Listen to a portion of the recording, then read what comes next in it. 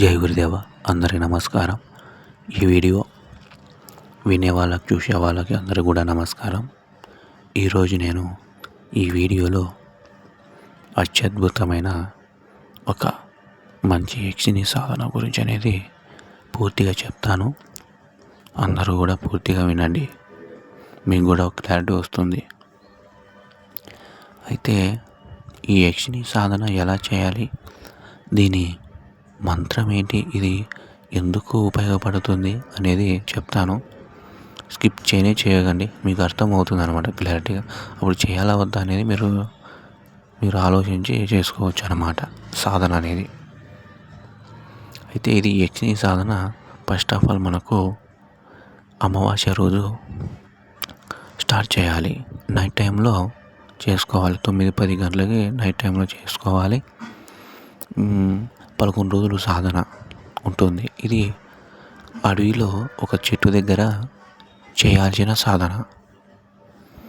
మీరు ఆ చెట్టు దగ్గరికి వెళ్ళి తెల్లటి వస్త్రాలు వేసుకొని మీ కింద తెల్లటి ఆసనం వేసుకొని కూర్చోవాలి. అంతకుముందు మీరు ఏం చేయాలంటే ఆ చెట్టు దగ్గర పంచపూజలు చేయాలి. పంచపూజలు చేసిన తర్వాత మీరు రోజుకి 21 మాలలు చేయాలి 11 రోజులు. అప్పుడు రుద్రాక్షమాలతో చేయాలి. నియమనిష్టాలుండి ఈ సాధన అనేది చేసుకోవాలి సాధకుడు అనేది. అయితే దీనివల్ల చాలామంది యక్షిణి అంటే ప్రమాదం అంటారు, కానీ కొన్ని యక్షిణులు మాత్రమే అవి ప్రమాదం తెచ్చే అవకాశం ఉంది. అన్ని యక్షిణులు అనేది మనకు ప్రమాదం అనేది ఉండదు. అది అనమాట. ఇప్పుడు నేను చెప్పే యక్షిణి వల్ల ప్రమాదం ఏమీ లేదు, చేసుకోవచ్చు. అయితే ఇది చెప్పాను కదా పూర్తి పద్ధతి అనేది. అది అమావాస్య రోజు స్టార్ట్ చేసుకోవాలి. 11 రోజులు నియమం పెట్టుకోవాలి దీక్షగా. రాత్రి సమయంలో చెట్టు దగ్గరకు వెళ్ళాలి, పంచపూజలు చేయాలి, తెల్లటి వస్త్రాలు ధరించుకోవాలి, తెల్లటి ఆసనం వేసుకోవాలి, రుద్రాక్షమాలతో జపం చేయాలి 21 మాలలు నియమనిష్టలుండి. ఈ విధంగా మీరు చేస్తూ ఉంటే మీకు ఆమె కంటికి కనబడుతుంది. మీ కంటికి కనబడి మీతో మాట్లాడుతుంది. మీకు ఏం కావాలో అప్పుడు మీరు అడగచ్చు. ఆమె అడుగుతుంది మిమ్మల్ని, ఎందుకు పిలిచావు, నీకు ఏం కావాలి నాయనా అని అడుగుతుంది.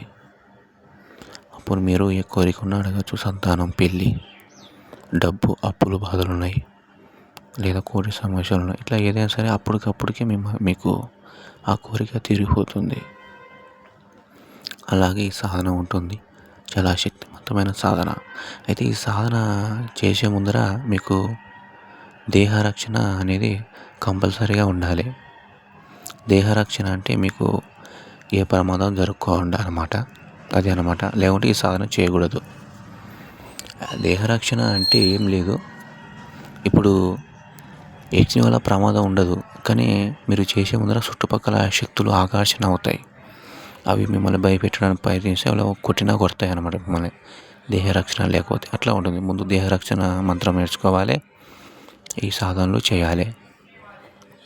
అట్లా ఉంటుంది. ఆ చెట్టు వచ్చేసి బిల్వ చెట్టు అన్నమాట, ఓకేనా. అది అయితే మంత్రం వచ్చేసి ఓం శ్రీం కళ్యాణియే నమః, అది మంత్రం, ఓకేనా.